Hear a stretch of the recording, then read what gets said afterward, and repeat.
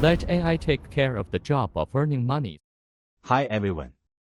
We shall now begin a series of technical indicators.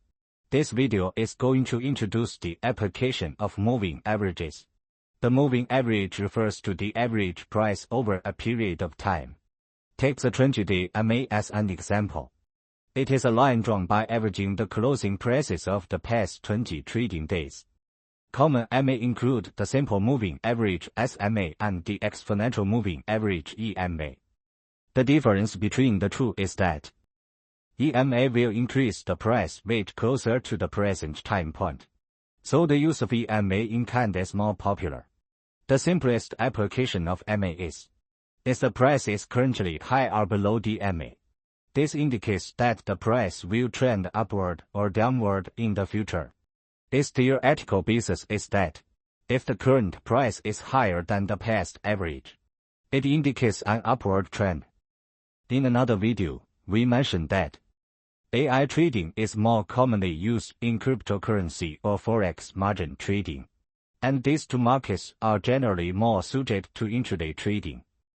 If we aim for each entry to exit within a few hours, then using the 15-minute, 30-minute, or 60-minute MA is more suitable to ensure we can capture the correct trend direction.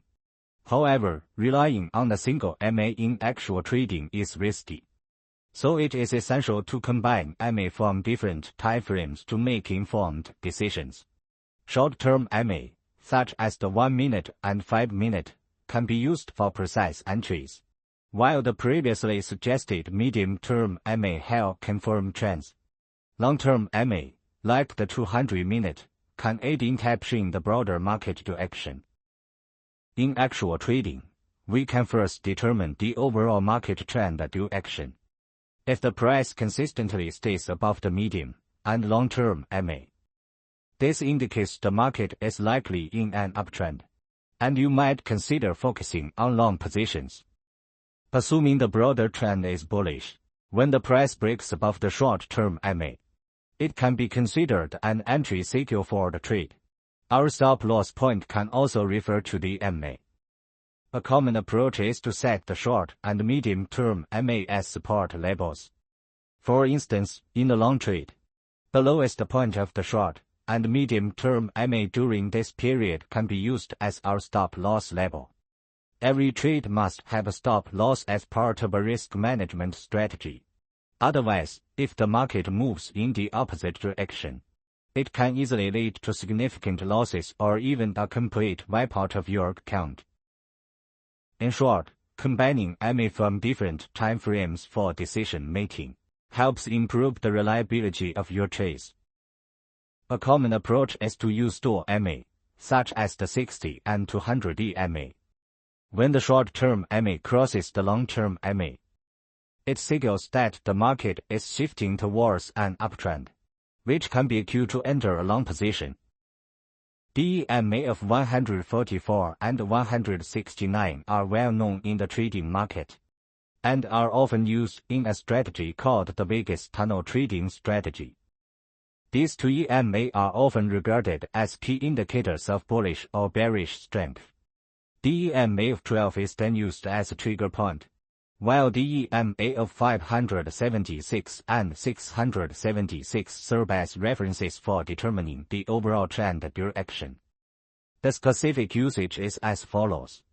When both the price and the EMA 12 break upward through the tunnel, and the price is above the EMA 576 and the EMA 676, this indicates the market is likely moving into a bullish trend.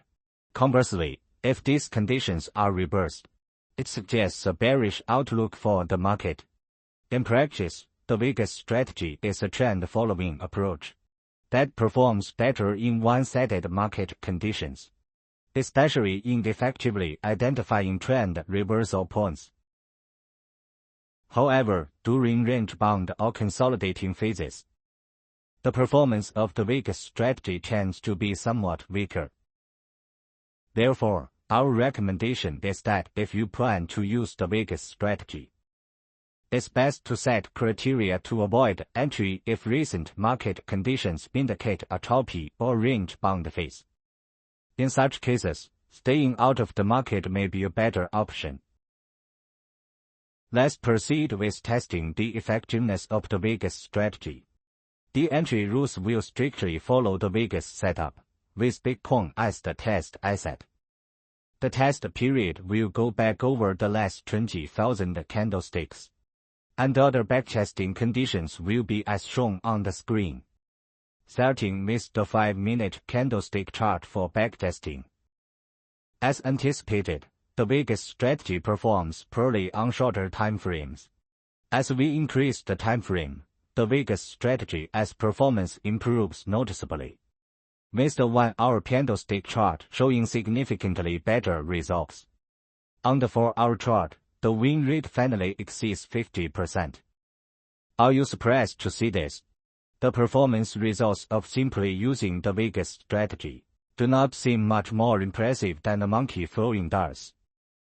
Since leverage trading is common in cryptocurrency or forex margin markets, the general principle is not to hold positions overnight or, even less, for several days. However, with the 4-hour chart as entry and exit times, trades easily end up lasting several days. This is why we believe the Vegas strategy is not suitable for independent use in these markets. If you really want to use it, we recommend pairing it with other indicators to potentially enhance its effectiveness in short cycle trading patterns. Next, let's verify the performance of the Vegas strategy in a consolidation phase. We define consolidation based on the price fluctuation range over a prior period. If the amplitude between the highest and the lowest prices in the previous period is less than 5%, we consider the market to be in a sideways consolidation phase.